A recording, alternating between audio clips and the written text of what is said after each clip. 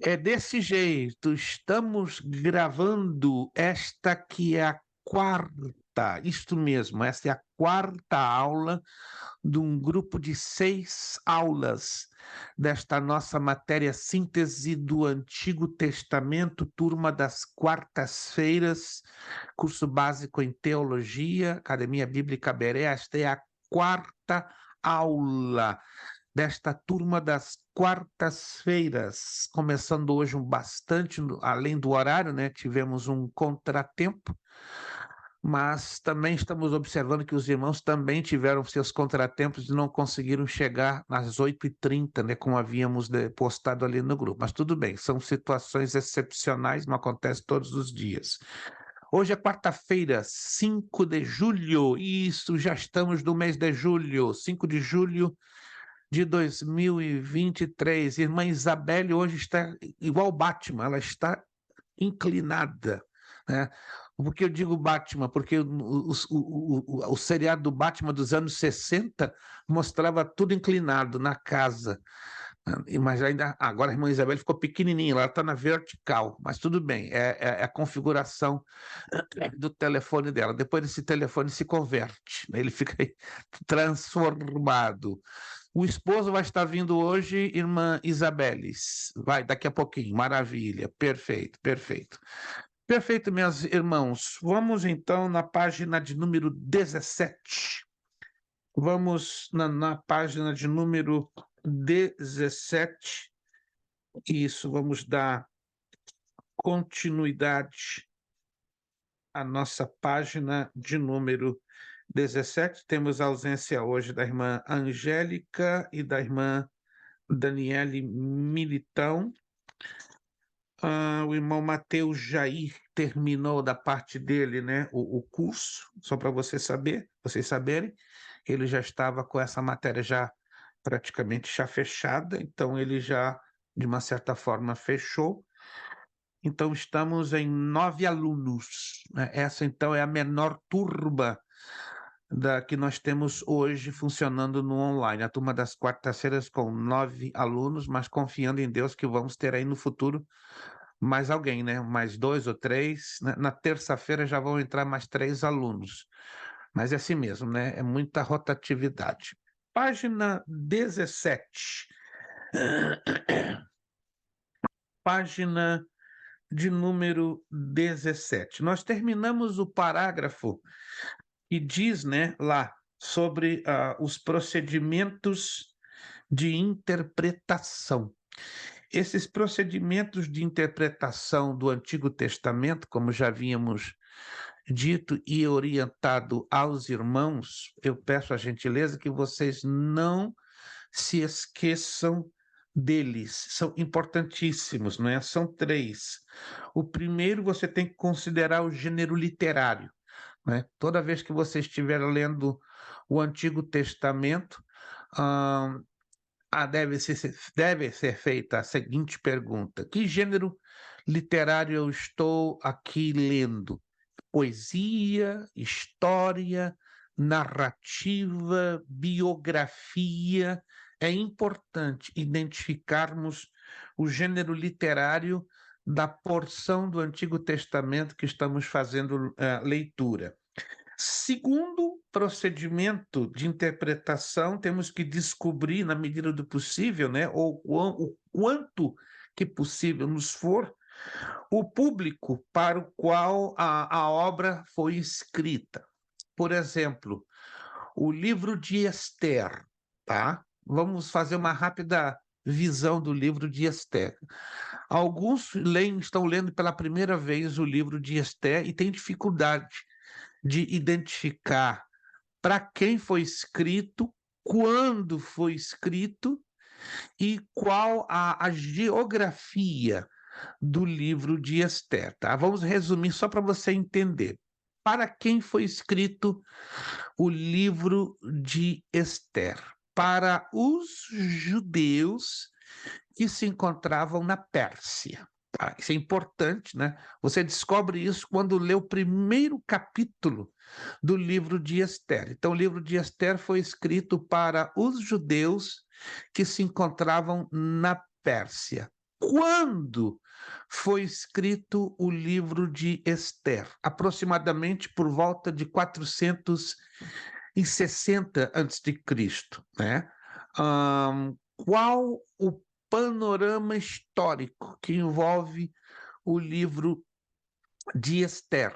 Quando os persas estavam no controle do mundo antigo, sob o reinado de Artaxerxes I, também conhecido na Bíblia como Assuero. Alguém está me acompanhando? Alguém está me acompanhando? Isso é importante, então, que você tenha esta visão que envolve, né, o segundo procedimento de interpretação. Aí temos o terceiro procedimento, não é? Que é a análise do contexto, tentando identificar a intenção do autor ou do editor, né?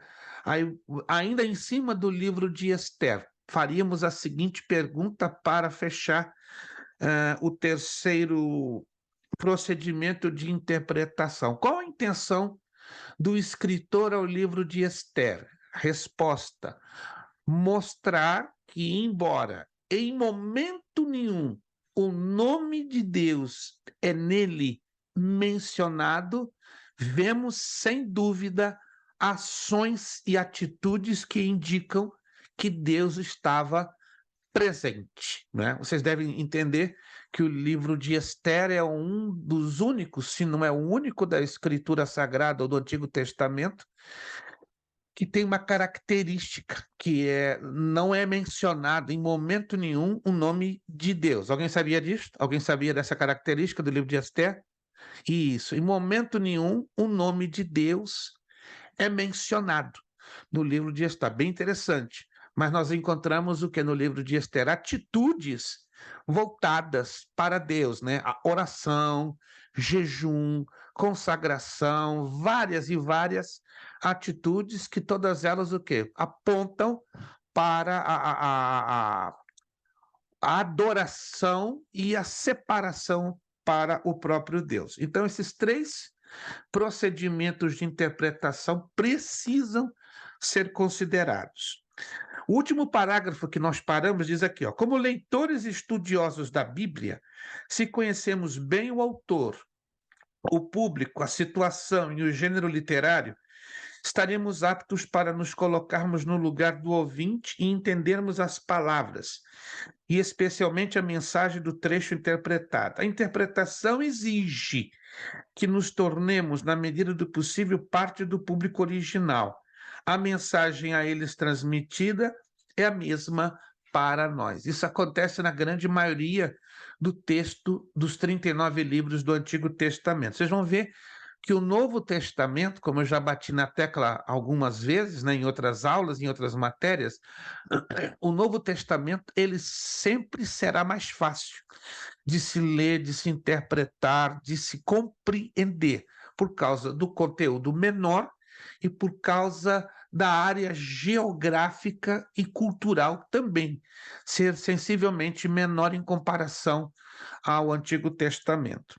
O mundo do Antigo Testamento, essa parte aqui ela vai rebobinar ou nos lembrar um pouco de geografia bíblica, não é? Eu creio que para muitos, geografia bíblica é um bicho-papão, daqueles bem grandes. Não, pastor, não me fale em geografia bíblica que eu tremo na base. Mas realmente eu percebo que 80% dos cristãos, quando ouvem a palavra ou a frase geografia bíblica, está repreendido. Eu tenho um amigo pastor em Massachusetts, homem de Deus, tem uma igreja bonita de mais de 150 membros, mas falou de geografia bíblica, parece que está falando do Drácula diante da cruz. Ele fica em parafuso, porque ele tem muita dificuldade. Está ali o nosso irmão Alan, inclinadinho junto com a esposa. Mas tudo bem, isso vai melhorar, né? Depois dessa configuração dessa imagem, né? Porque eles estão usando o celular e geralmente o telefone, quando perde a configuração do rotate, fica bem engraçado. Mas tudo bem, nós estamos sabendo que eles estão na posição certa, é o telefone que não está ajudando. Mas vamos lá. O mundo do Antigo Testamento. A história da nação israelita desenvolveu-se em um contexto geográfico específico. Por esta razão, a Bíblia leva a sério a geografia e registra acontecimentos reais ocorridos no tempo e no espaço. A Bíblia não é uma passagem secreta que leva uma história fictícia, como as crônicas de Nárnia. Agora sim, mãe Isabel. Parabéns, mãe Isabel. Quando a senhora abrir a sua empresa de informática, me convide para aprender mais, porque olha, quando às vezes eu tento ajudar um aluno para colocar o telefone na posição certa, eu sofro.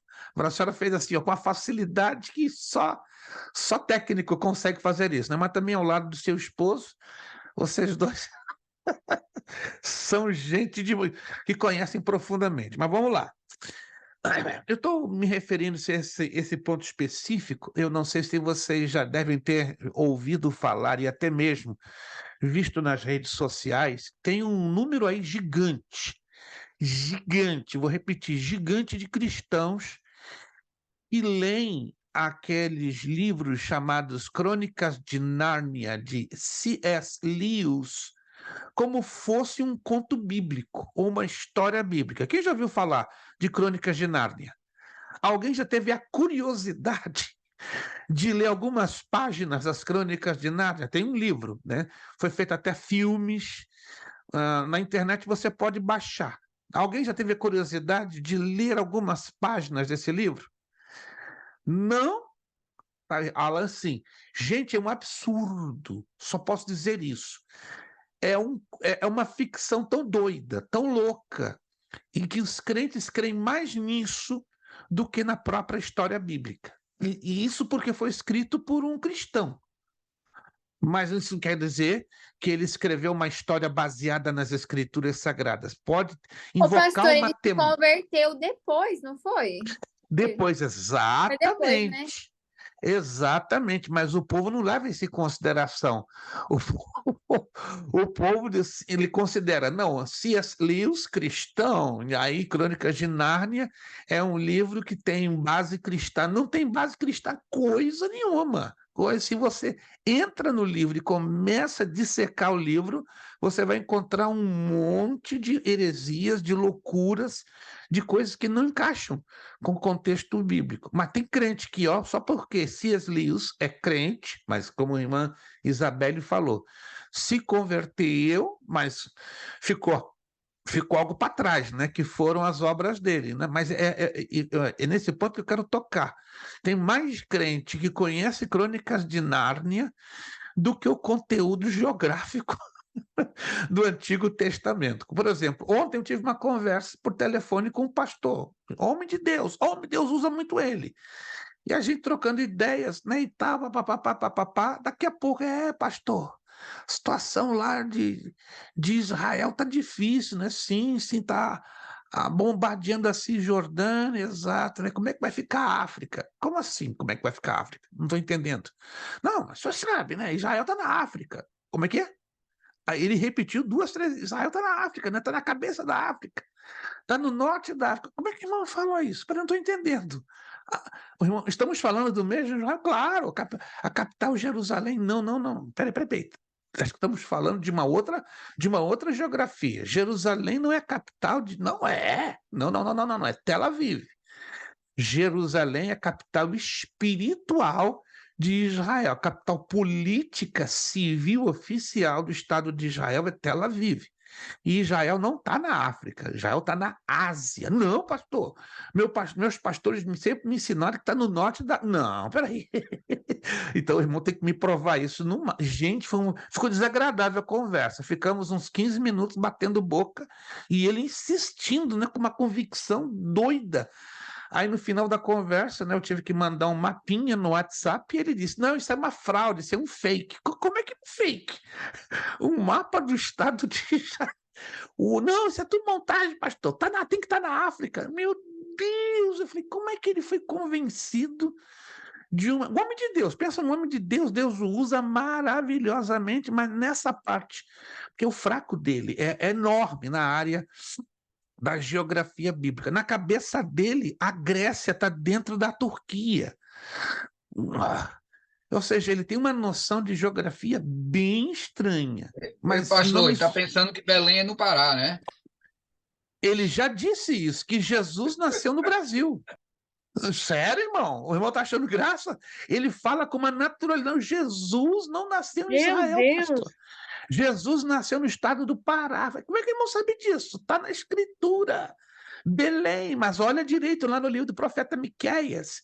Belém de Efrata. Quando você estuda a história, você descobre que Belém de Efrata foi em Israel. Não, isso é um nome fictício para Belém do Pará. Ai. E agora? Como é que eu vou convencer a pessoa dessa? Aí eu mando informações por escrito, ele diz: é tudo fake, pastor. É tudo fake. Eu estou agarrado naquilo que os meus pastores dos anos 30, 40 e 50 me ensinaram. Ele tem 83 anos de idade. Mas é lúcido, a cabeça funciona bem. Só na parte da geografia bíblica que deu sei lá, uma situação complicada, né, que é até difícil de explicar. Mas vamos lá. Vamos ter essa visão bem curtinha de geografia bíblica. Se é um bicho-papão para você, a gente vai te ajudar a vencer esse bicho-papão. Olá, vamos lá. No entanto, não é simplesmente uma coleção de registros antigos. Também não tenciona ser um jornal ou um manual topográfico. Como a arqueologia, a geografia expande nosso conhecimento do ambiente das narrativas bíblicas e enriquece, dessa forma, nossa compreensão de certos textos do Antigo Testamento. O mundo físico do Antigo Testamento era o Oriente Próximo Antigo, conhecido atualmente por Oriente Médio ou, às vezes, Sudoeste da Ásia. As narrativas do Antigo Testamento abrangem a região da Mesopotâmia a leste, Ásia Menor ou Anatólia ao norte, a região Sírio-Palestina e Egito a oeste, e a Península Arábica ao sul. Os atuais Irã e Iraque ocupam a maior parte da antiga Mesopotâmia, enquanto a Ásia Menor hoje é denominada Turquia, e a Arábia Saudita controla a maior parte da Península Arábica. Vou aqui abrir um slide para vocês, só para nós termos a visão, né, dessa pequena geografia. Deixa aqui eu localizar. E...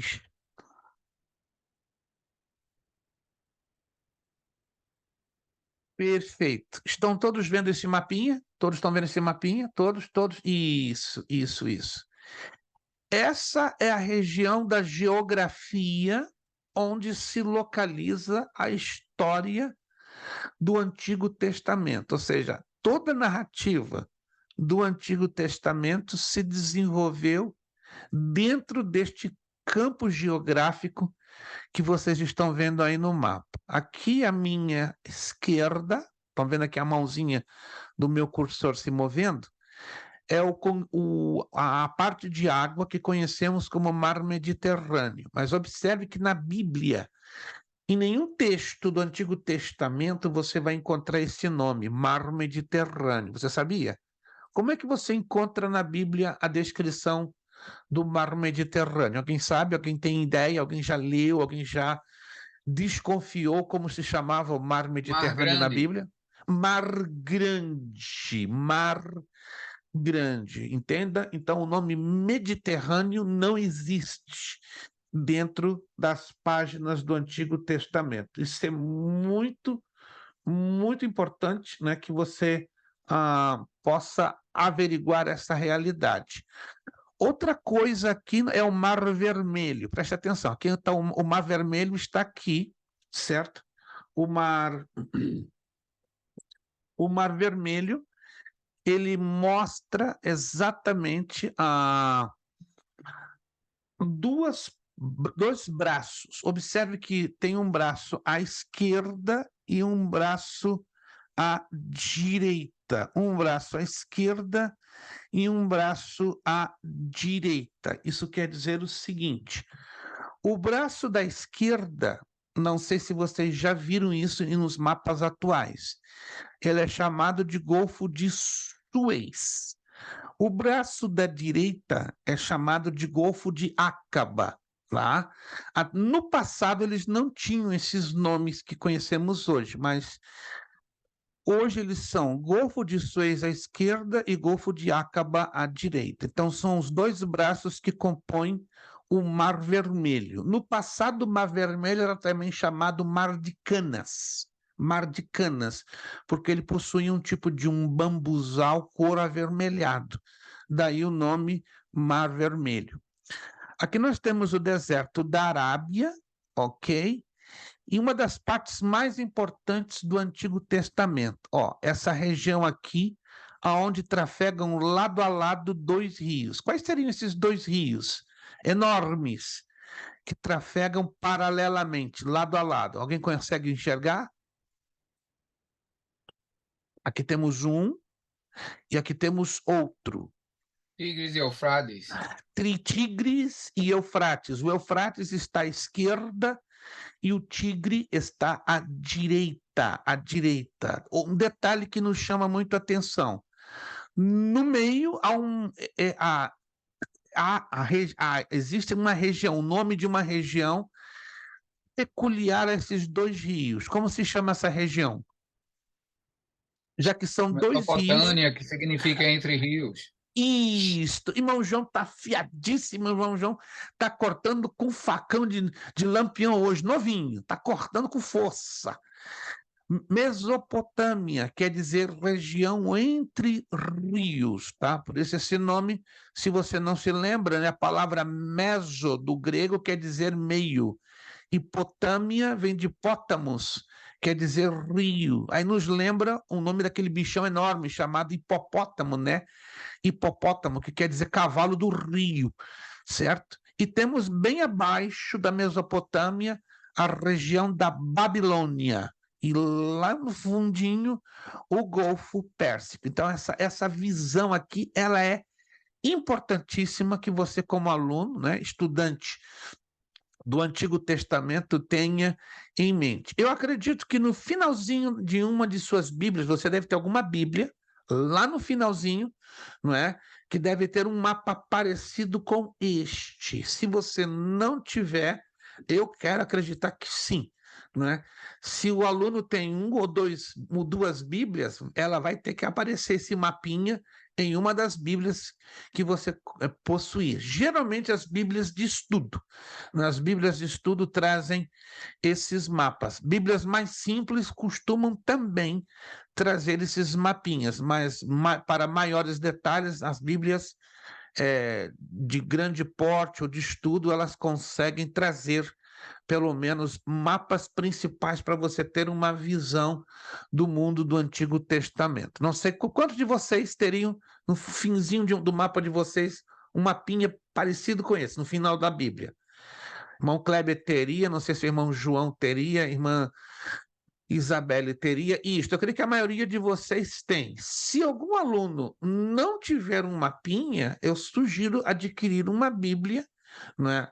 Existem Bíblias simples, não muito caras, que você lá no fundo vai encontrar, não é? A descrição de um mapa que tenha a questão do mundo do Antigo Testamento. Me permitam, eu vou fazer uma rapidíssima interrupção de 3 minutos. Eu estou com uma situaçãozinha aqui na minha casa, só 3 minutinhos, por favor. Minha esposa está me chamando ali, ela deve estar com alguma situação de emergência. Eu preciso só de 3 minutinhos. Desculpe, não costumo interromper a nossa aula, né? Mas me deem 3 minutinhos. Eu já regresso, que ela já me chamou 2 vezes, deve ser uma situação e saiu um pouquinho do controle. 3 minutinhos, eu já regresso, tá? Desculpe essa interrupção. 3 minutinhos.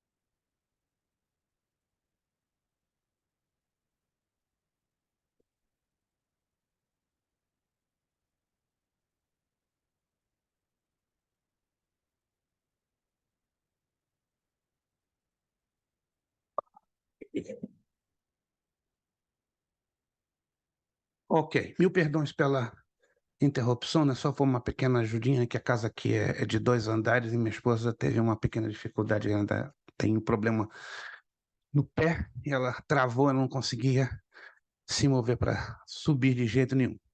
Perfeito, deixa eu ver se eu mostro vocês um outro mapa do Antigo Testamento, para que vocês sempre tenham em consideração assim. Esse aqui é um outro mapa, muito parecido, se você prestar atenção, bastante parecido.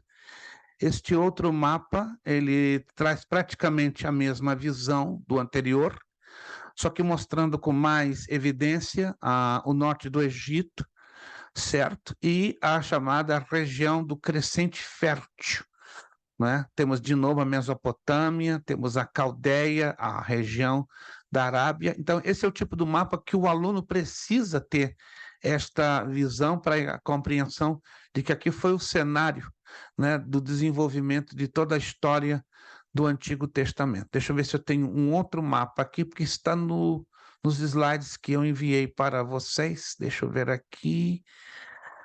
Acredito que temos outro.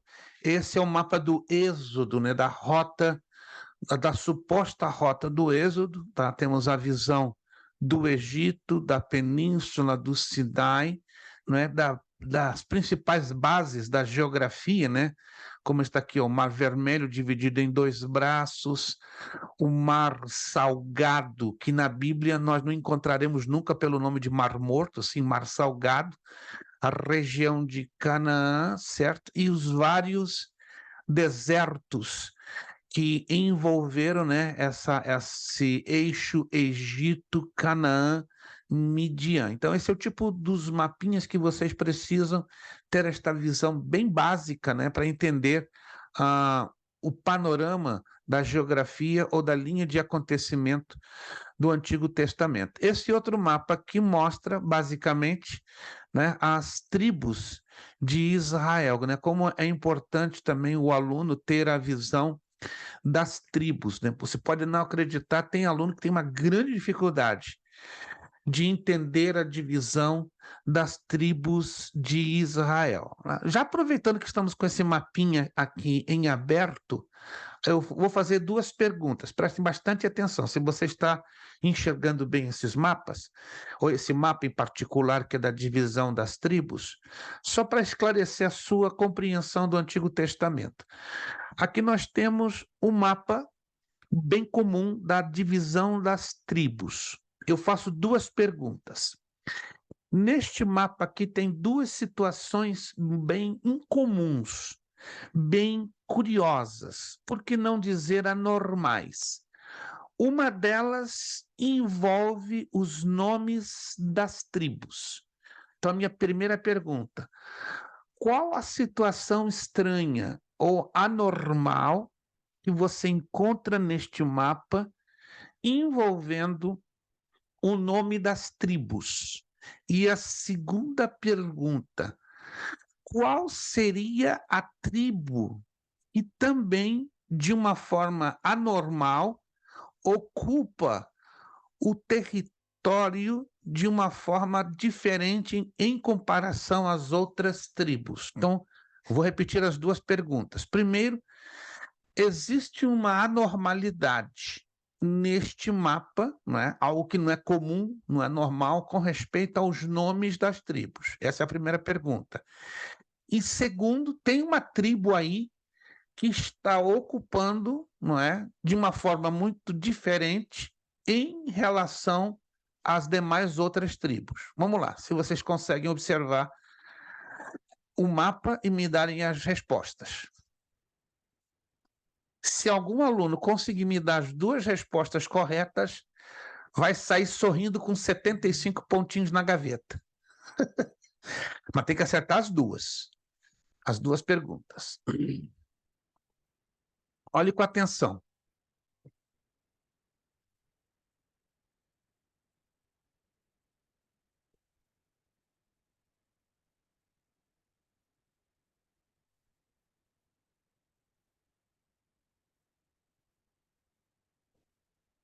Ninguém conseguiu perceber nada de diferente? Gente, será que nós vamos ter que repetir a Pastor, a matéria única de José? curiosidade que eu vejo é Simeão, que está contendo dentro da tribo de Judá. Não, tem algo mais estranho ainda. Assim, estranho entre aspas, porque é normal, mas estranho no sentido dos nomes. Dos nomes. É a questão da primeira pergunta, né? Tem algo estranho com respeito aos nomes. Dan, pastor, Não, tá em 2. vocês não, Benjamin. vocês não estão se lembrando, então, do que há de estranho, entre aspas. Não é estranho em si, é um tanto diferenciável. Quando nós estudamos sobre as tribos e olhamos para o mapa, vamos encontrar uma situação diferente. E aí eu quero saber por que essa diferença. E ó que eu já fiz Como? essa matéria, pastor, mas foi pavorosa. Foi a que eu Foi menos gostei. pavorosa. É, gente, Ô, estou pensando pastor, seriamente. Fale, Kleber. aqui na Bíblia, do mapa da minha Bíblia, está falando da tribo de Manassés. Mas aqui na Bíblia está falando Manassés do leste, e aqui está falando Manassés oriental. Tem essa diferença também ou não? Essa seria a segunda parte da pergunta, Ah, mas a primeira até agora ninguém respondeu. Então eu não ok. posso dar os 75 na base de Tá, uma resposta só, tem que dar nas duas. tranquilo, pastor, tranquilo. Mas é isso aí, o irmão já respondeu a pergunta 2. A única tribo que nós vemos aí que ela está em dois setores diferentes é Manassés. Que tem o Manassés ocidental, que está do lado esquerdo do Jordão, e Manassés oriental, que está do lado direito. Essa é a resposta número 2, mas a número 1 até agora ninguém conseguiu pegar. Quando você estuda sobre as 12 tribos e olha para esse mapa, você vai se dar conta que tem uma diferença. É essa a resposta que eu quero. Por que essa diferença? Entendem? Uma coisa é quando você lê o texto mostra a relação das tribos. Aí você olha no mapa e diz, não está casando, não está batendo. Por quê? Tem uma razão por que não está batendo.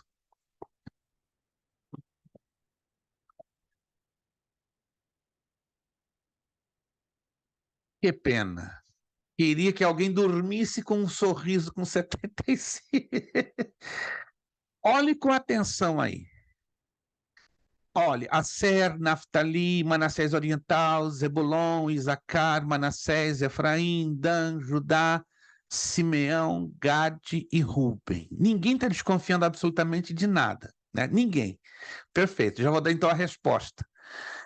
Quando você lê o texto bíblico baseado lá no livro de Gênesis, você vai descobrir que Manassés e Efraim são os desdobramentos da tribo de José.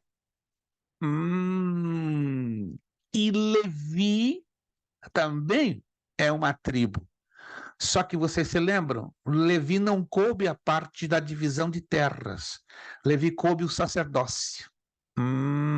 Por isso Levi não pôde herdar terras, porque cabia unicamente o sacerdócio. E José se desdobrou em duas tribos, Manassés e Efraim. Por isso que nem o nome de José e nem de Levi constam aqui no mapa. Você procure José e Levi, você não vai encontrar. Você vai encontrar Manassés e Efraim, que foram os dois filhos de José, foram então os desdobramentos. E Levi não teve o direito de ter terras, porque o Senhor Deus, lá em Levítico, no livro de Levítico, deixa claro que caberia a Levi o quê? O sacerdócio. Então não poderia dar nenhuma parte da terra prometida. Anotaram? Isso é importante demais, né, para você ter a visão do Antigo Testamento e não ter probleminhas. Que pena que não foi ainda. Irmão Kleber foi a pessoa que mais se aproximou. Irmão Kleber mais se aproximou. Só para o irmão Kleber não ficar triste, eu vou dar 30 pontinhos para o irmão Kleber. Pronto, daí isso. Irmão Kleber agora vai ficar lá. Olha o sorrisão do homem. Vai, irmão Kleber, deixa Deus te abençoar. Levou 30 pontinhos, se esforçou, detectou, só não trouxe a resposta completa. Perfeito. Vamos sair então do mapa e vamos virar a página. Quase 4/5 da história do Antigo Testamento ocorre na área sírio-palestina, na costa leste do Mediterrâneo. Esse território, nos dias de hoje, inclui Síria, Líbano, Jordânia e Israel. Vou abusar um pouquinho da bondade dos irmãos. Olhem os países que eu estou mencionando aqui, ó, na apostila. Se você prestar atenção, ó, eu menciono 4 países, correto aqui na apostila: Síria, Líbano, Jordânia e Israel. Conferimos? Conferimos? Isto. A capital da Síria, hoje, ela é a mesma do passado. Qual seria? Alguém se lembra? A capital da Síria. Ela é a mesma do passado e ela é a mesma dos dias de hoje. E o Antigo Testamento faz muito menção dessa cidade. Alguém se lembra? Damascus. Damasco. Ah, perfeito, irmão João. Irmão João tá, olha, irmão João tá rasgando. Não deixa irmão João sozinho, gente. Daqui a pouco ele vai começar a chorar. Estou sozinho, I'm alone, I'm by myself. Perfeito. Foi o professor que foi muito bom na geografia, sabe? Geografia bíblica. Não me lembro dele, não. Se o senhor irmão, puder me fazer referência desse caboclo, né, eu gostaria de conhecê-lo. Eu recomendo, viu? Amém. Depois a gente conversa em off, né? O irmão me dá a recomendação desse caboclo, né? Quero me aperfeiçoar com ele. Líbano, alguém se lembra qual é a capital do Líbano? Ela foi lá no passado e ela é a mesma nos dias de hoje. Não se lembram? Beirute. Beirute. A capital da Jordânia é a mesma do passado e a mesma de hoje. Tá difícil. Capital da Jordânia, Amman. Amman. E de Israel, por favor. Não, de Israel vocês vão acertar. Por favor, falei agora há pouco. Tel Aviv. Irmã Tel Aviv. Só irmão João, gente. A irmã Isabelle só está lá. Está fazendo mímica. Ela não abre o áudio. Eu não vou ler os lábios dela, né? Por ética, né? Isso aí é para o esposo dela fazer. Ok, então Síria, Damasco, Líbano, Beirute, Jordânia, Amã e Israel, Tel Aviv. O mapinha da Mesopotâmia está aí, né? Está reduzido, como vocês estão vendo aí na apostila. O norte da Mesopotâmia foi o lugar originário dos israelitas, pois os patriarcas hebreus viveram na região em Pad Arã, entre o Tigre e o Eufrates. Deixa eu fazer uma pergunta. Qual era a nacionalidade de Abrão? Ele era o quê? Egípcio, árabe, hebreu, ugarita, africano? Qual era a nacionalidade, segundo a Bíblia, de Ele foi de Abrão? Ur, né, pastor? Ur. Isso. Então, vamos lá. Não deixa o irmão João sozinho, gente. Vocês estão deixando ele triste. Por isso que ele até fechou o vídeo. Para vocês não verem o rosto dele de tristeza. Qual era a nacionalidade de Abrão? Ele já disse a cidade, Ur. Então agora vocês vão acertar se ele era africano, europeu, se ele era árabe. Vamos lá.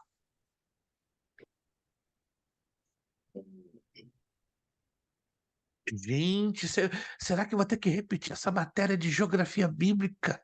Vocês estão me Pastor, tentando a fazer. Ur não era perto da Mesopotâmia, ou Babilônia, ou Persa? Isso, mas tinha uma região específica. Eu quero saber o nome dessa região. Que era um país no tempo de Abrão. Perfeito. Ó, irmão João está lembrando de tudo, só agora não sai o nome da região.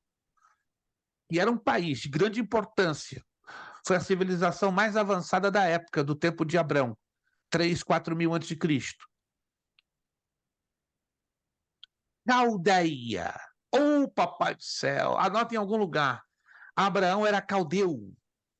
Ur dos caldeus. Nunca ouviram falar?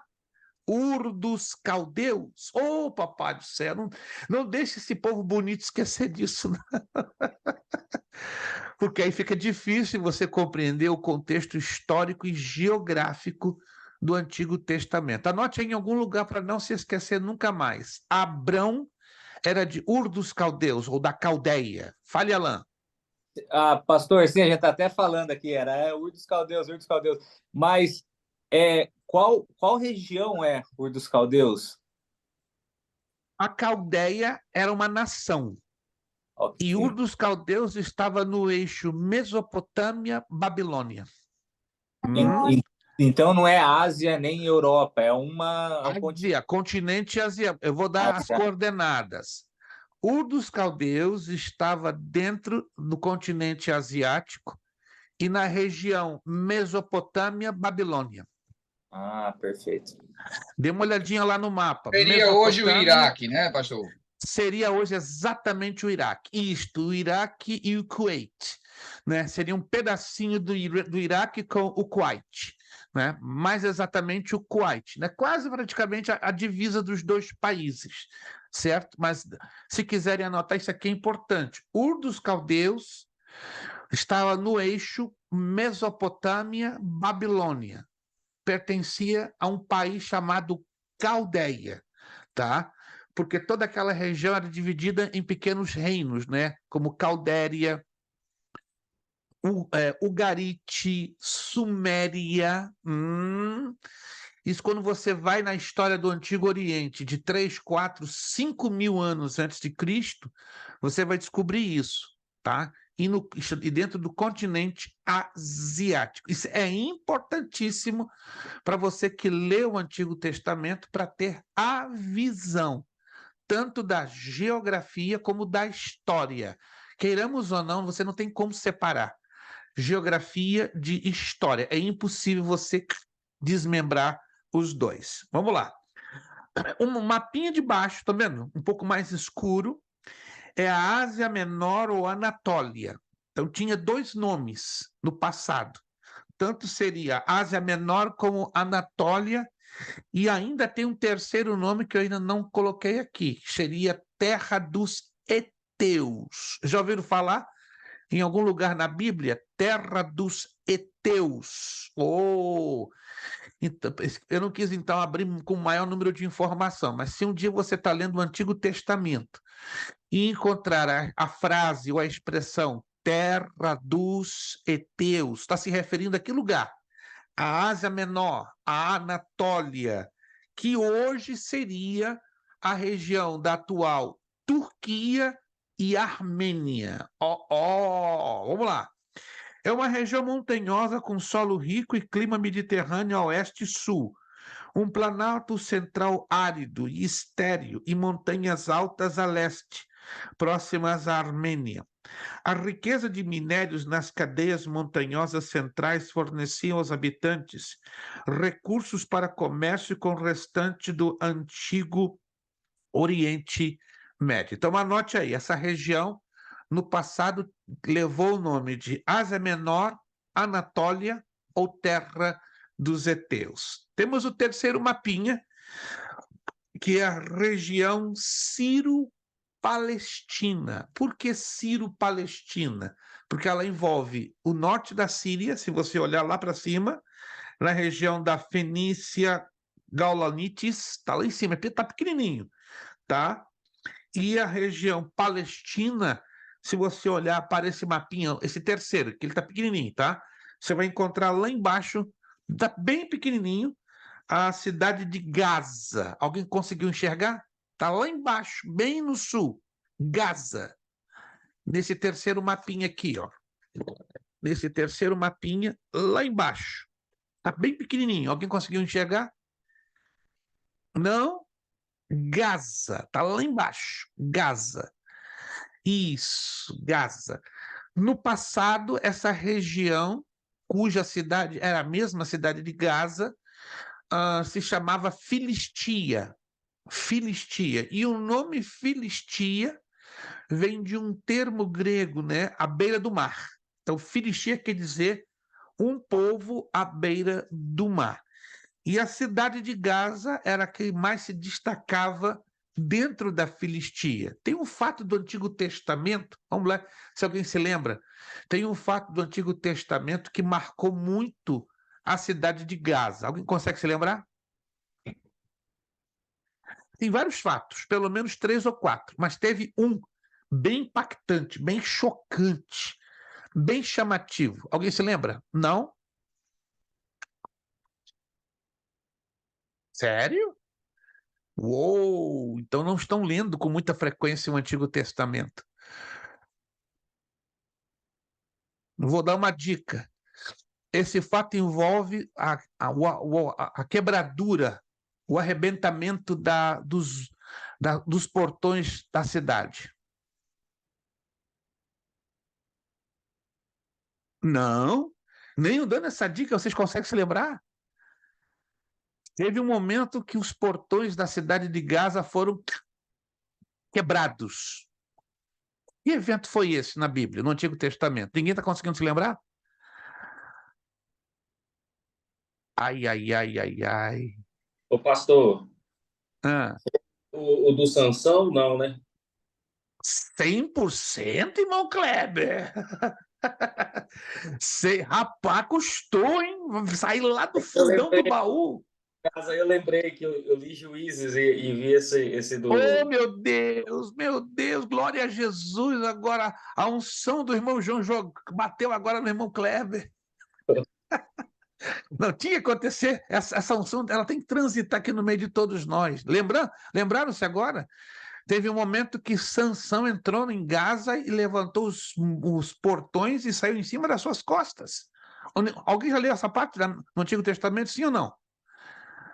Mas não conseguiram se lembrar. Rapaz, esse é o tipo de evento que não pode ser esquecido. Então, Gaza se destaca na Bíblia por vários fatos. Mas esse é o mais chocante de todos os fatos, né? De um homem arrancar os portões e levá-los em cima das suas costas. Perfeito, perfeito. Virando a página 19. O Egito antigo era dividido em Reino do Alto do Egito, ao longo da estreita faixa do Vale do Rio ao sul, e o Reino do Baixo Egito, basicamente a área do delta ao norte. Estamos falando aqui em Alto e Baixo Egito. Geograficamente, aonde está o Alto? No norte ou no sul? Geograficamente falando. Se eu falo de Alto Egito e Baixo Egito, geograficamente pensando, por lógica, aonde está o alto e o baixo? O alto está onde? No norte, no sul, no leste ou no oeste? No norte faz mais sentido. Faria mais sentido, concordo com o irmão João, mas no caso do Egito tem uma exceção. E é a única que existe no mundo inteiro, no planeta Terra inteiro. O Nilo ele move em direção diferente. Isso, o Nilo é o único rio do planeta Terra que se move ao contrário. Todos os rios, isso é interessante você anotar. Todos os rios do planeta Terra nascem no norte e desembocam no sul. Nascem no oeste ou desembocam no leste. Nascem no leste e desembocam no oeste. Mas o Nilo é o único rio que nasce no sul e desemboca no norte. Por isso é o contrário de tudo aquilo que conhecemos na geografia. Por isso que quando nós estudamos sobre Alto e Baixo Egito, o Alto Egito, na verdade, é no sul. E o Baixo é no norte. Porque é de acordo com o segmento do Nilo. Que é o maior rio do planeta Terra em extensão. Quer anotar? Em extensão, não é o Amazonas. E tem os teimosinhos que batem... É o Amazonas. Não. O Amazonas é o maior rio em volume de água. Agora, em extensão, em comprimento, é o Nilo, 4.760 quilômetros. Quando eu tiver o meu papel, não estou falando demais não, gente. Eu quero levar pelo menos 4 de vocês a navegarem comigo em toda a extensão do Nilo. Levei 14 dias, 2 semanas, dentro de um barquinho com 83 pessoas. Nada confortável, mas valeu a viagem. 14 dias, navegando desde Uganda, no sul da África, até o delta do Nilo, caindo no mar Mediterrâneo. Fantástico! Um calor de matar, é pior do que a Flórida. É por isso que eu fui na primavera-verão. Calor demais, muito úmido, mas lindo para você ter a visão bíblica, né, de como é, na verdade, até os dias de hoje, o Rio Nilo. O mapinha do meio, de baixo, né, na página 19, é a Península Arábica. Estamos vendo aí, né? É um planalto enorme, a terra em grande parte desértica, dunas de areia, campos de lava cercados por orlas marítimas relativamente férteis. A península é dividida em 3 regiões. O Nordeste, chamado Arábia de Petra. 2, o deserto da Arábia ao norte e na região central. 3, a faixa litorânea sul, chamada Arábia Afortunada. É um dos maiores países, né, daquela região do Oriente Médio. Esse é o desenho, né, da Península da Arábia. E o último mapinha, Palestina. Recebeu este nome por causa dos filisteus que se instalaram ao longo da costa do Mediterrâneo por volta de 1300 a 1200 a.C. Antes das migrações filisteias, a região chamava-se Canaã. Esse termo significava terra da púrpura e provavelmente originou-se da tintura produzida por moluscos muricídeos encontrados em abundância ao longo da costa. O mais normal é entendermos assim: no Antigo Testamento, este mapinha que você está vendo aí, chamado Palestina, ele era conhecido como Terra de Canaã ou a Terra Prometida, mas no Novo Testamento o nome mais comum é Palestina. Então isso aqui é só uma rápida visão, uma rápida viagem de geografia bíblica para você não se perder no tempo e no espaço. Virando a página, porque nós temos que corrigir hoje, creio que o terceiro bloco dos exercícios, ou já corrigimos todos? Alguém me ajude? Não corrigimos, então temos que corrigir o bloco 3, correto? O 2 e o 3. 2 e o 3, perfeito. O 2 e o 3. Eu vou fechar, então, a história de Israel. Vamos começar, então, aqui, né? O Antigo Testamento apresenta o pano de fundo histórico com base no qual somos capazes de compreender o Novo. Isso se torna aparentemente diante do fato de o Novo Testamento conter mais de 600 referências ou alusões ao Antigo. Para entender a identidade de Jesus e forma que ele viveu em seu ministério, precisamos antes compreender todo o contexto histórico do povo de Israel. Por isso, nas próximas aulas estudaremos o plano de redenção de Deus através da história.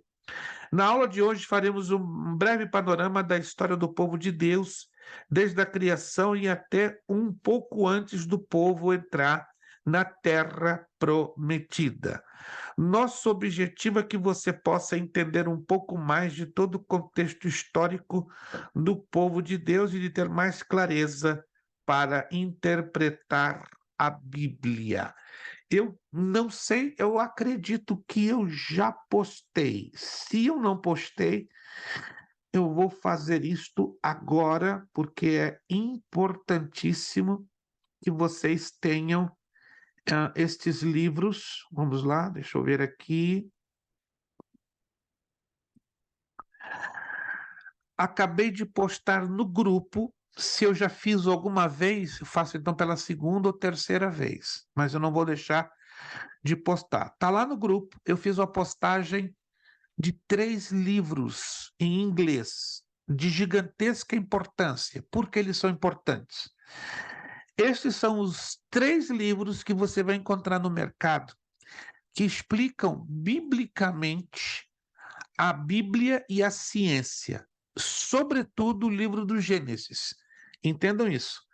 A Bíblia não pretende ser um livro científico, mas ela expõe fatos científicos.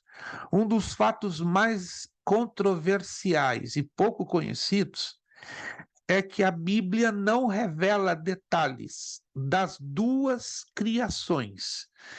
Muitos pastores sustentam que é uma teoria e nada mais, mas não é uma teoria. O que é uma teoria? Uma teoria é uma ideia de algo que não tem muita substância para ser provada.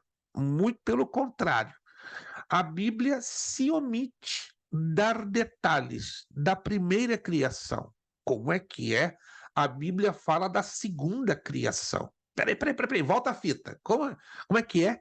Existiram duas criações? Quem de vocês já ouviu falar desta suposta teoria das duas criações? Alguém já ouviu falar? Nunca? Sério? Gênesis 1:1 é a primeira criação. Gênesis 1:2 é a segunda criação. Há um vazio de mais de 20 milhões de anos entre Gênesis 1:1 e Gênesis 1:2, porque não sei se alguém de vocês já pensaram na seguinte pergunta: aonde na Bíblia estão os dinossauros, os animais pré-históricos? Aonde estão eles? Em que parte da Bíblia? Gênesis 1:1. Alguns de vocês sabiam que antes de Adão e Eva, Deus havia criado outros tipos de homens? Alguém já sabe disso? Não? Os homens das cavernas foram esses homens. Eles vieram milhões de anos antes de Adão e Eva. Não é nada de fake news, é só você trafegar nos museus que existem por aí afora que você vai encontrar a ossada, ou as ossadas, não é, dos homens das cavernas, como o homem de Neandertal. Pastor, explica isso melhor, que eu nunca ouvi falar disso, pastor. Fiquei Não. curiosa. Eu estou agora surpreso que nenhum de vocês tenha ouvido falar disso. Estou bastante surpreso, porque isso é ensinado muito nas universidades, muito, até com o toque do chamada a teoria da evolução. Mas a teoria da evolução é um embuste, é uma falácia, é uma farsa. Na verdade, existiram duas criações. Agora eu vou dar a prova para vocês. Aonde está na Bíblia o relato dessa primeira criação, que eu vou repetir. A Bíblia não ocupa muito espaço para dar detalhes da primeira criação. Mas o que mais nos chama a atenção, que na primeira criação, preste atenção, isso aqui é sério, e você vai agora me acompanhar dentro da Bíblia. Tinha um jardim do Éden, nada parecido com o Éden aonde morou Adão e Eva. Vocês sabiam que existiram dois Édens? Não? Ok, então vocês agora vão ver na Bíblia. Dois Édens.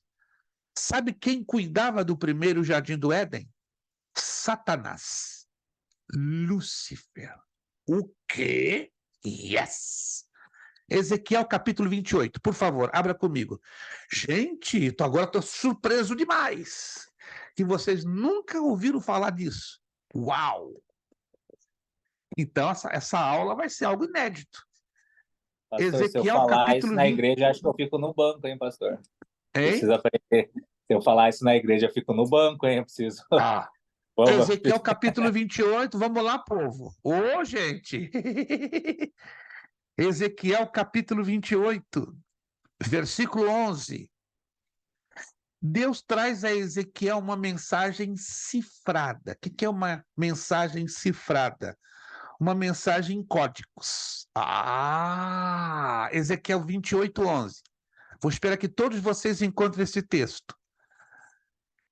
Isso aqui é fantástico, gente. Por isso que eu postei esses 3 livros, para vocês adquirirem o quanto antes. Vocês que têm uma boa leitura no inglês, vocês vão ficar de boca aberta.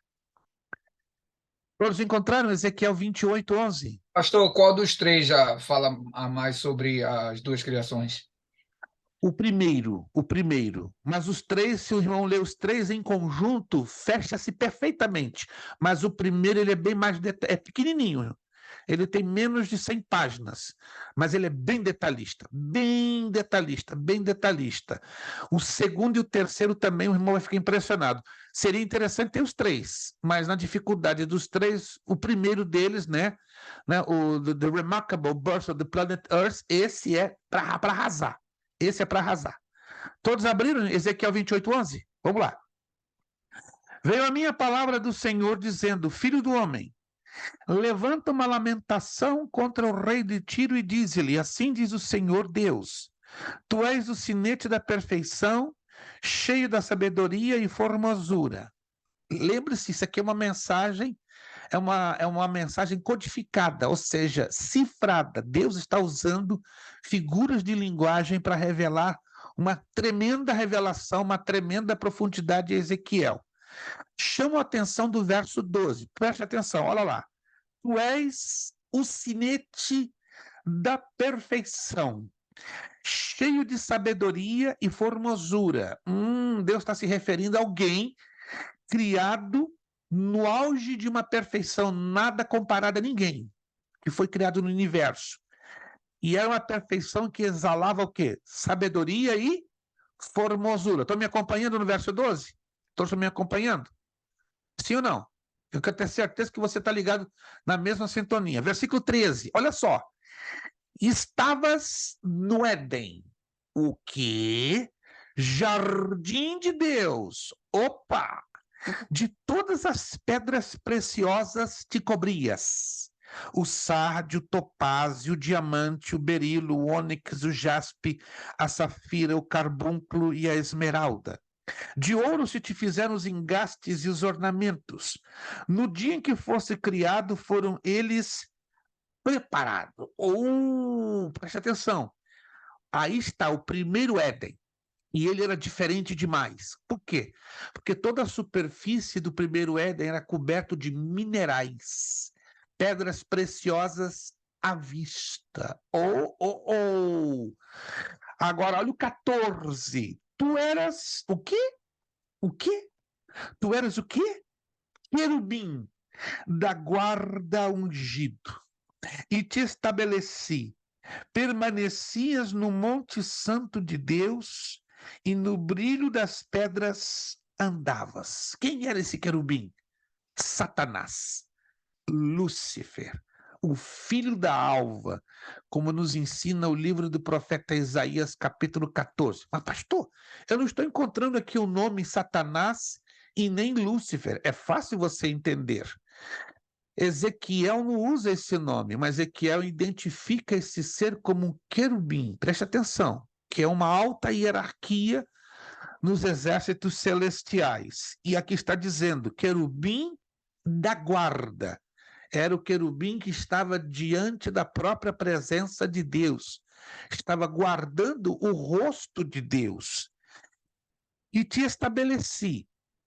Permanecias no Monte Santo de Deus. O que é o Monte Santo de Deus? É a figura de linguagem para dizer o próprio trono de Deus, a presença de Deus. Versículo 15. Alguém está me acompanhando? Olha lá. Perfeito eras nos teus caminhos. Perfeito. Ele nunca tinha falhas, mas houve um momento que ele falhou. Olha lá. Desde o dia em que foste criado até que se achou o quê? Se achou o quê? O que se achou dele? Iniquidade em ti. Então ele olhou para si e disse, opa, eu sou bonito, eu sou lindo, eu sou formoso, eu vou querer o que? O trono dele, lá em cima. Versículo 16. Na multiplicação do teu comércio se encheu o teu interior de violência e pecaste. Pelo que te lançarei profanado fora do monte de Deus e te farei perecer, ó querubim da guarda, em meio ao brilho das pedras. Versículo 17. Elevou-se o teu coração por causa da tua formosura. Olha o pecado de Satanás.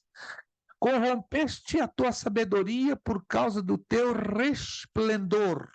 Lancei-te por terra, diante dos reis te pus, para que te contemplem. Ou seja, a narrativa que vem aqui adiante é a queda de Lúcifer, a queda de Satanás. Espera aí, pastor.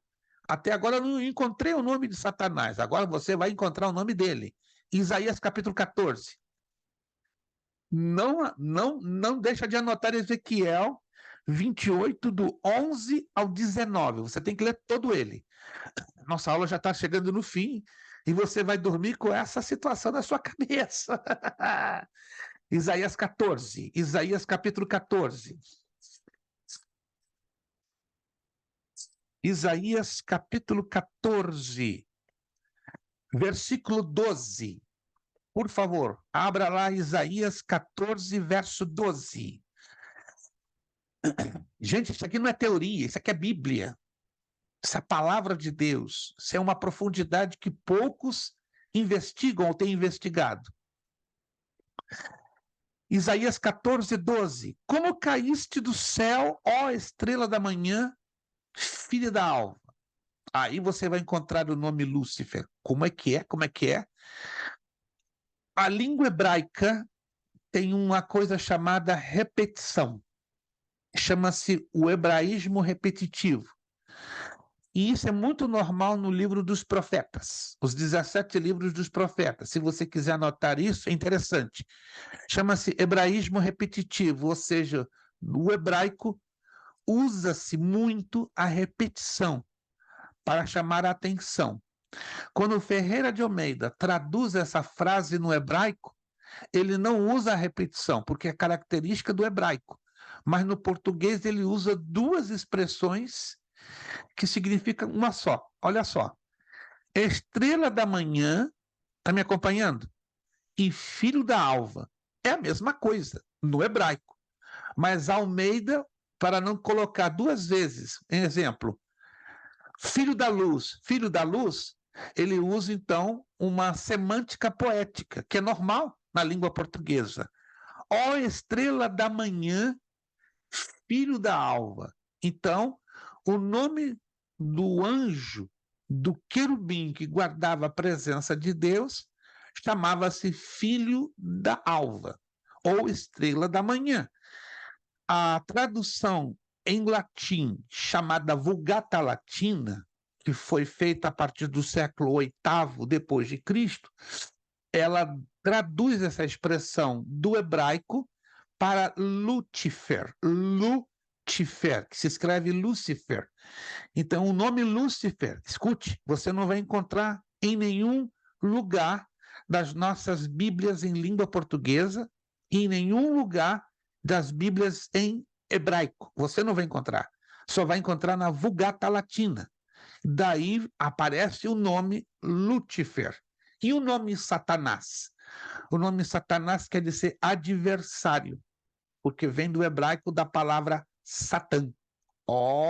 Então a partir da queda de Lúcifer, ou do filho da alva, ou desse querubim ungido que guardava a presença de Deus, ele perde o nome de filho da alva e se torna Satã, ou Satanás, o adversário.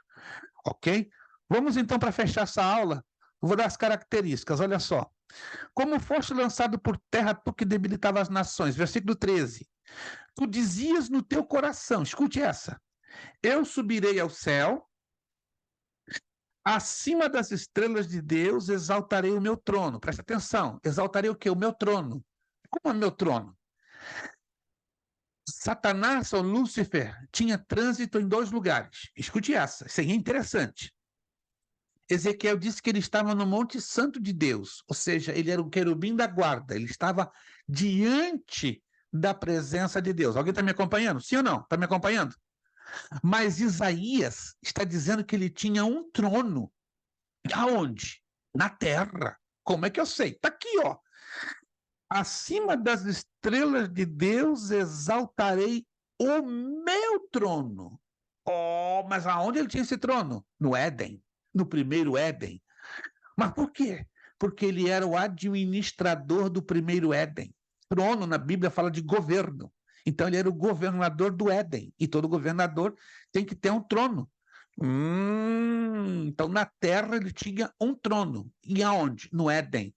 Mas ele diz aqui, e no monte da congregação, ele está dizendo que eles tinham acesso à presença de Deus. Mas ele diz aqui, me assentarei. Era permitido a Lúcifer estar na presença de Deus e não assentar-se ao lado de Deus. Por que eu digo ao lado? Olha só o que ele diz aqui. Aonde ele vai colocar o trono? Nas extremidades do norte. Está anotando comigo? Extremidades do norte. No hebraico, quer dizer no lado direito. Quem está do lado direito de Deus? Alguém sabe? De acordo com a Bíblia? Alguém está do lado direito de Deus. É Jesus. Jesus. Aí está. Ninguém está percebendo? Lúcifer queria o trono de Jesus. Uau! Que isso, pastor? Aqui o texto está me orientando a entender isso. E me assentarei nas extremidades do norte. Só você pegar o texto hebraico, quer dizer, ao lado direito. 14. Subirei acima das mais altas nuvens. E serei o quê? Semelhante ao Altíssimo. Ele queria ser mais do que o próprio Criador. Verso 15. Contudo, serás precipitado para o reino dos mortos, no mais profundo do abismo. Os que te virem te contemplarão e hão de fitar-te e dizer-te: este homem que fazia estremecer a terra e tremer os reinos.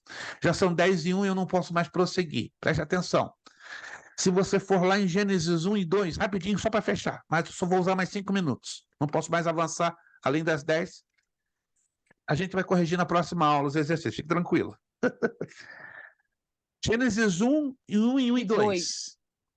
No princípio criou Deus os céus e a terra. Preste atenção no verso 2. A terra, porém, estava sem forma e vazia. No hebraico não está assim. Diz: a terra ficou deformada e caótica. Oh, yes! A terra ficou deformada e caótica. E olha o que diz adiante. Havia trevas sobre aonde? Sobre aonde? Sobre a face do abismo. Terra. Não. O texto diz: havia trevas sobre a face do abismo. Abismo. Falei Isso quer terra. dizer o quê? Tinha montanhas, tinha vales, já tinha uma geografia pré-estabelecida. Alguém está me entendendo, gente? Eu não estou forçando a barra, não. Eu estou ajudando a vocês a interpretarem o texto. Havia uma geografia pré-estabelecida. E o que diz adiante? E o Espírito de Deus pairava sobre as águas. Vai lá no hebraico e você vai descobrir que o Espírito de Deus estava agindo à semelhança de uma galinha. O que a galinha faz? Não estou entendendo. Não sei se você já viu a galinha quando está para chocar os ovos. Ela se senta bem suavemente sobre o grupo de ovos para trazer o quê? Calor. E este calor gerará o quê? A vida, trazendo os pintinhos. E o texto hebraico nos indica que o Espírito de Deus estava à semelhança de uma galinha, ou seja, estava pairando sobre uma destruição para trazer o quê? Calor e restauração de vida. Mas como assim? Só para fechar, Deus lança um juízo sobre Lúcifer e sobre o primeiro Éden que ele estava administrando. E esse juízo está comprovado pela ciência, que o nosso planeta Terra, não se sabe como, mas ele foi mergulhado numa gigantesca massa de água. E ele foi completamente destruído. Agora, isso aí você vai pesquisar. Alguém já ouviu falar daquela teoria que o planeta Terra era uma única massa de água? Aliás, uma única massa de terra. Só existia um continente chamado Pangeia. Alguém já ouviu falar disso? Não. Foi exatamente aí que acontece. Os continentes, eles começam a ser quebrados a partir do momento que Deus pega o planeta Terra e a ciência prova. As crateras gigantescas que tem no meio do Oceano Pacífico foi provocada por um grandíssimo cataclisma, como fosse uma gigantesca explosão nuclear que arrebentou o planeta Terra por dentro e por fora, criando, né? Que foi até o Big Bang, né, pastor? Essa explosão. O Big Bang já entra no versículo 3, a recriação.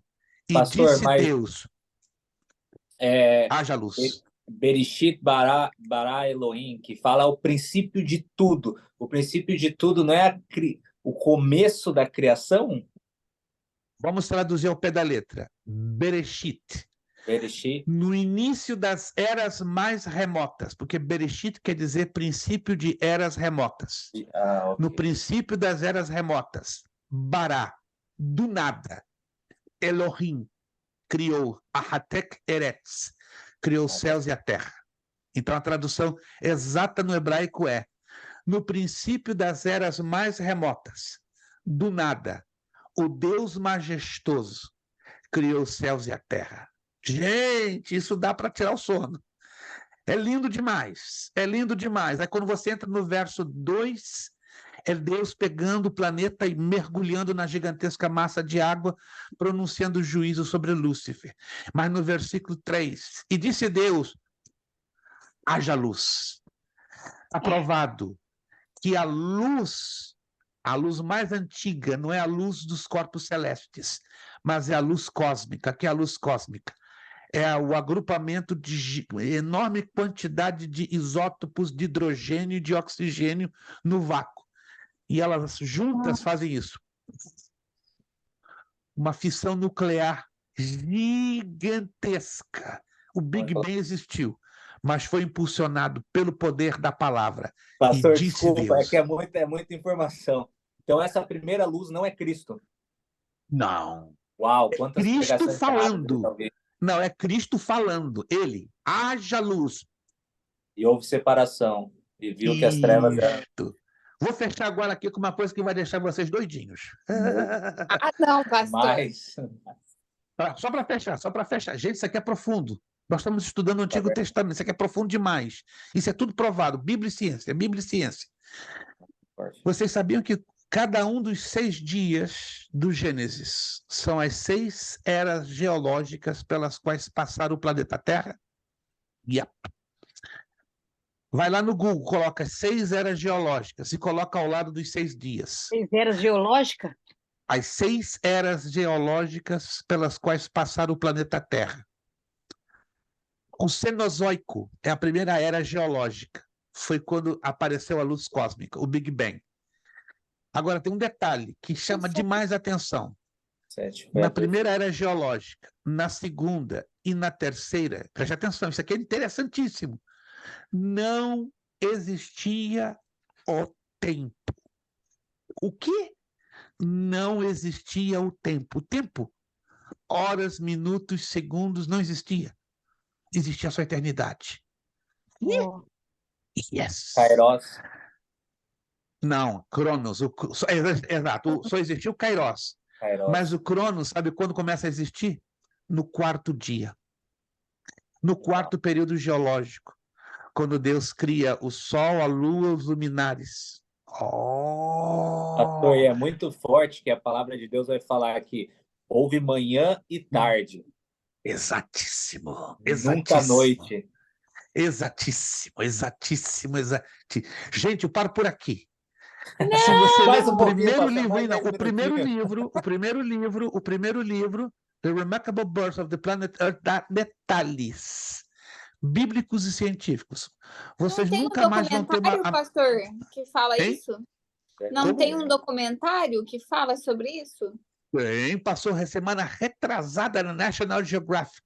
Ai, qual que é o nome? 3 horas. The Remarkable Birth of the Planet Earth. É o mesmo nome do livro. The Uau. Remarkable vou Birth assistir. of the Planet Earth. Yes. Mas eu vou passar para vocês depois um slide, eu vou postar no grupo, a Bíblia e a Ciência. Enorme, um slide de um conjunto de mais de 70 slides, que dá detalhes para vocês verem como a Bíblia e a ciência se encaixam direitinho. Já passamos do horário, gente. Nós vamos corrigir os exercícios, só para vocês entenderem a revelação do Antigo Testamento à luz da ciência. É lindo demais. Eu estou um pouco surpreso que vocês não tinham ideia disso. Isso é ensinado nas universidades, sobretudo cristãs. Não é que Deus e a ciência, a Bíblia e a ciência, se casam perfeitamente. Deixo claro, a Bíblia não pretende ser um livro científico, mas ela comprova 100% 100% do que hoje a ciência tem sabido. Vou terminar dizendo, o livro de Jó, capítulos 36, 37 e 38, escute essa. Isso aqui, como diz o carioca, é para pirar. As 3 leis da termodinâmica que Sir Isaac Newton elaborou no século XVI estão lá. Uau. É As fantástico. 3 leis, o quê? Da termodinâmica. As 3 leis da termodinâmica. A lei da relatividade preconizada por Albert Einstein está lá. Jó 35, 36, 37 e 38. Existem 22 leis da ciência moderna que foram desenvolvidas por Nicolau Copérnico, Galileu Galilei e Johannes Kepler. Gente, é coisa de louco. Eles tudo usavam a Bíblia, esses cientistas. Não, esse é o fato mais estranho. Nenhum deles conheceram a Bíblia. Nenhum deles.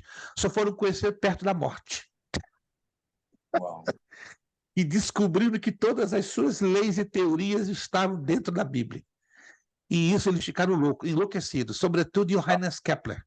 Quando em 1571 ele está à beira da morte, quando um dos seus discípulos sai gritando, mestre, olha o que está escrito nesse livro. Quando ele lê o texto que fala sobre o 7 estrelo e Orion, Kepler começa a chorar. Isso é a Bíblia. Antes, mestre, que tu desses o nome a essas estrelas, o Deus Criador já tinha dado nomes a elas, e ele nunca havia lido a Bíblia. E Kepler simplesmente olhou para os céus e disse, você vai se chamar Orion e você vai se chamar 7 estrelas. Como é que se Ele não, explica né? isso? Foi Deus. E inspirou a Kepler dar o nome a essas constelações. Gente, eu tenho que parar por aqui. Meu Deus, estudar o Antigo Testamento, vou repetir, não é para qualquer um, não. Isso aí é... Ah, pode Ah, dar é? umas palhinhas aqui nesse início aqui, pastor. Isso Bom, eu aí. vou terminar por aqui. Gente, a Bíblia é profunda demais. E o Antigo Testamento é de uma profundidade que você estremece. Tá? Eu vou dar agora em setembro um estudo em 2 igrejas hispanas aqui na Flórida sobre a Bíblia e a ciência. Peço que você esteja orando por mim. Inclusive, eu vou falar 2 cientistas. Um da Universidade de Harvard e um da Universidade de Sacramento, na Califórnia. Né? Homens não crentes, mas que vão estar ouvindo a palavra de Deus através desse estudo bíblico. Vamos agradecer ao Senhor nosso Deus? Vamos agradecer a Deus. Nosso horário já passou, peço desculpas, né? Porque hoje o assunto embalou fortissimamente. Vamos pedir ao nosso irmão Alan, que vai estar nos fechando com uma palavra de oração. Obrigado pelo esforço que cada um de vocês empenharam. Nossa irmã Isabel teve que se retirar, né? Porque já passamos do horário, claro. Mas na próxima aula, a primeira coisa que nós vamos fazer é corrigir os exercícios. Gente, obrigado mesmo pela paciência de cada um de vocês. Alan, nos despedindo com uma palavra de oração, e os que puderem adquirir um desses 3 livros, você não vai se arrepender. No Amazon, você encontra todos eles. Alan. Glória a Deus, amém. Deus Pai amado, primeiramente quero agradecê-lo por essa aula, meu Pai, por essa revelação e por toda essa sabedoria que o Senhor tem derramado em nossas vidas, meu Pai amado. Que nós possamos estar com o nosso coração aberto, meu Pai, para receber todas essas sementes, meu Pai, da sabedoria divina que o Senhor tem usado por intermédio à vida do seu filho amado, Luiz Prestes, meu Pai. Que o Senhor continue dando discernimento e sabedoria ao seu filho para que ele possa repassar para nós, meu Pai. Pois nós sabemos que não merecemos nada, meu Pai, somos pequeninos, mas pela sua misericórdia e graça, o Senhor tem nos escolhido, meu Pai, para poder passar toda essa... Meu Pai, eu não tenho a palavra para descrever, mas toda essa sabedoria, meu Pai, e essa revelação que somente pode vir do Senhor, meu Pai.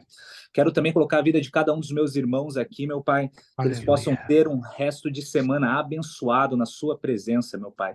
Que dê livramento a eles, meu Pai, e continue abençoando a casa, a vida e a família de cada um deles, meu Pai. É o que eu te peço em nome do seu Filho amado, Jesus Cristo. Amém. Amém. Nos desculpamos pelo horário, né? Foi a necessidade da matéria ter esse desdobramento, mas na próxima aula vamos estar bem controladinhos do horário, se assim Deus nos ajudar, claro. Nosso lema para terminar, seriedade. Seriedade. Compromisso. Compromisso. Disciplina. Disciplina. Seriedade. Seriedade. Compromisso. Compromisso. Disciplina.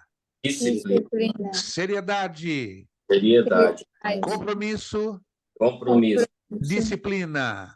Disciplina. É necessário que ele cresça É necessário que ele cresça e que eu diminua. e que eu diminua. É necessário que ele cresça É necessário que ele cresça e que eu diminua.